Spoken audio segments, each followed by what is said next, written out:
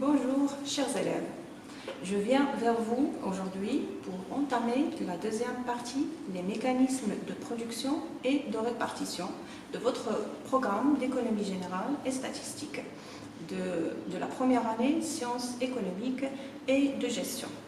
Avant de commencer, j'aimerais bien vous situer dans votre programme pour pouvoir continuer et enchaîner la suite. Dans les séquences précédentes, vous avez vu les concepts économiques de base dans le cadre de la première partie, notamment la classification des biens et des besoins, les agents économiques et leurs fonctions, ainsi que les activités économiques, notamment la consommation, la production, l'investissement et ainsi de suite. Notre cours aujourd'hui sera consacré au premier chapitre, la production, dans le cadre de la deuxième partie. Alors, avant de commencer, je vous invite, chers élèves, à prendre votre cahier de prise de notes pour pouvoir suivre avec moi. À la fin de cette séance, l'élève doit être capable de saisir et comprendre la notion de production et pouvoir distinguer entre ces différentes formes. L'élève doit également être capable de distinguer la nature des différents facteurs de production et donner des exemples concrets de chacun d'entre eux. Pour y parvenir, nous avons mis l'accent au cours de cette séance sur les éléments suivants. Première section, définition de la production. Deuxième section sera consacrée au type de production.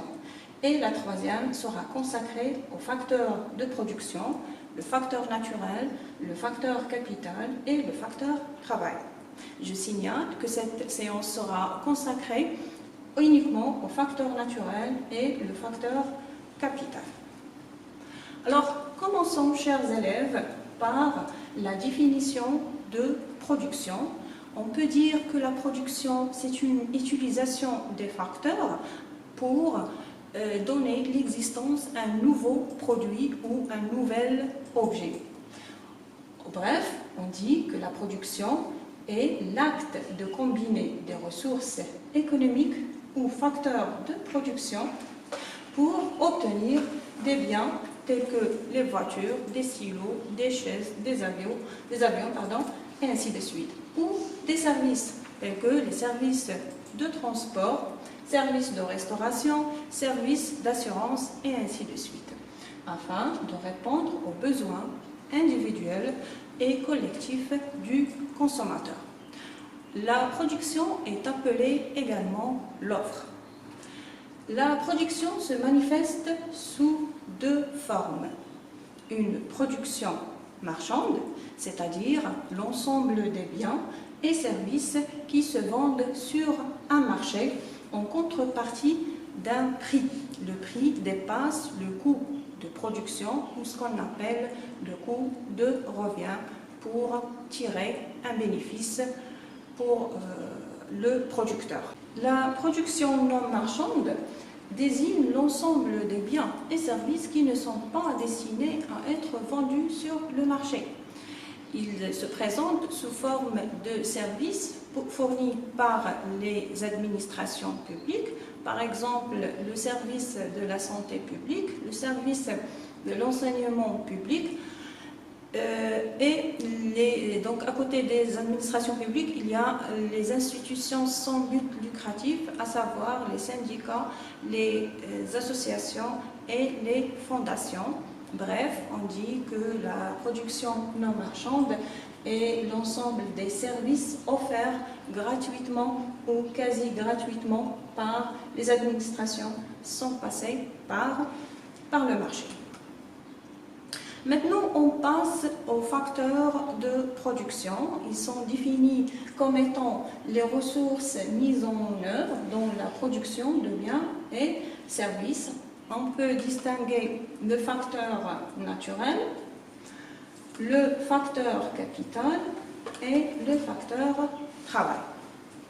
Commençons par le facteur naturel. Alors, comme son nom l'indique, c'est un facteur qui existe dans la nature et qui envisage une grande diversité.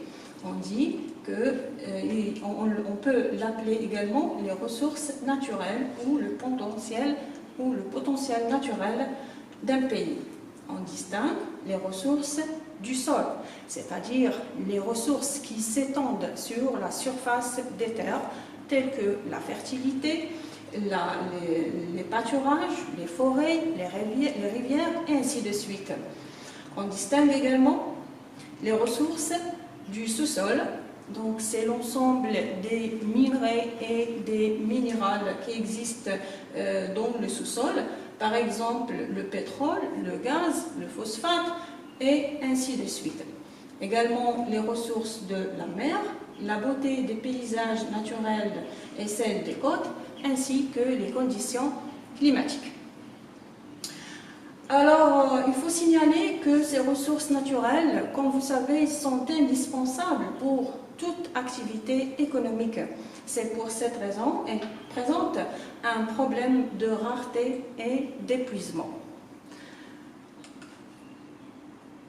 D'où une nouvelle conception s'est apparue dernièrement, c'est celle du développement durable, c'est-à-dire un développement qui répond aux besoins du présent sans compromettre la capacité des générations futures à répondre aux leurs. Autrement dit, c'est promouvoir un développement économique durable, mais sans l'utilisation abusive des ressources naturelles et sans la destruction et la pollution de l'environnement. Maintenant, on passe au deuxième facteur, qui est le facteur capital. Il peut être défini comme étant l'ensemble des biens utilisés dans le processus de production pour produire d'autres biens et services. On l'appelle également le capital technique. Le capital technique se présente sous deux formes. Un capital fixe, c'est-à-dire l'ensemble des biens et les équipements contribuant à la fabrication de d'autres biens. Donc ce sont des biens qui existent dans l'entreprise durablement et qui ne bougent pas. Par exemple, les machines et le matériel de transport. Alors que le capital circulant rassemble les biens détruits ou incorporés dans le produit fini au cours d'un seul processus de production et pour une seule fois. C'est l'exemple de la matière première et les énergies.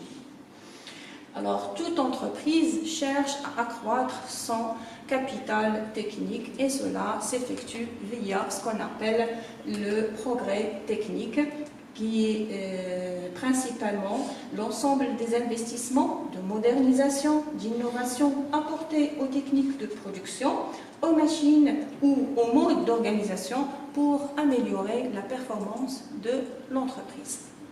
Donc, à côté du facteur technique, il y a le capital financier qui correspond à une somme d'argent destinée à être investie dans l'acquisition des locaux et des équipements.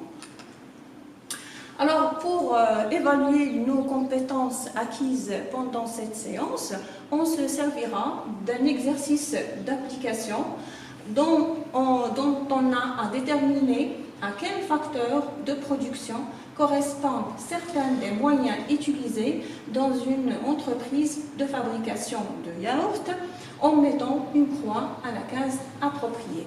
D'ailleurs, chers élèves, vous pouvez faire de même sur votre cahier pour suivre avec moi. Donc, les éléments essentiels à la production du yaourt, nous avons le lait frais, camion citerne isotherme, réfrigérateur, électricité, dépôt pour l'emballage, un ordinateur, chauffage à gaz. Donc, nous devons mettre croix dans la case appropriée. Alors, commençons par le lait frais. Donc, on doit cocher capital circulant. Pourquoi? Parce que le lait frais est la matière première qui sera détruite au cours du processus de production pour produire du yaourt. Donc, on doit cocher capital circulant. Alors, nous avons le deuxième élément, camion, citerne, isotherme. Alors, le camion, comme vous savez, c'est un moyen de transport qui est utilisé plusieurs fois dans l'entreprise. Donc, et c'est un capital qui est durable dans l'entreprise. Donc, on doit cocher capital fixe. Réfrigérateur également constitue un capital fixe. Pourquoi? Parce que c'est un bien durable et qui est utilisé plusieurs fois dans le processus de production. C'est pour cette raison qu'on a coché capital fixe.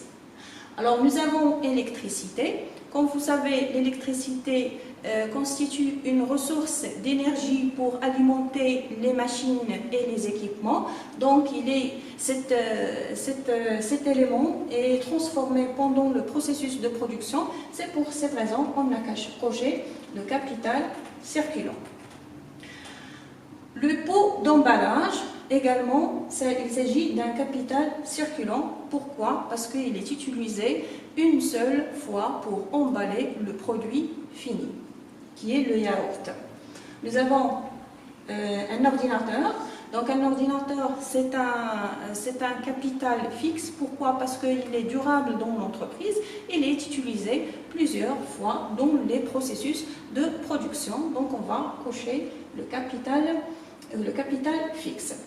Nous avons le chauffage à gaz. Également, ça constitue un capital fixe. Pourquoi? Parce que tout simplement, il est durable et utilisé plusieurs fois dans le processus de production.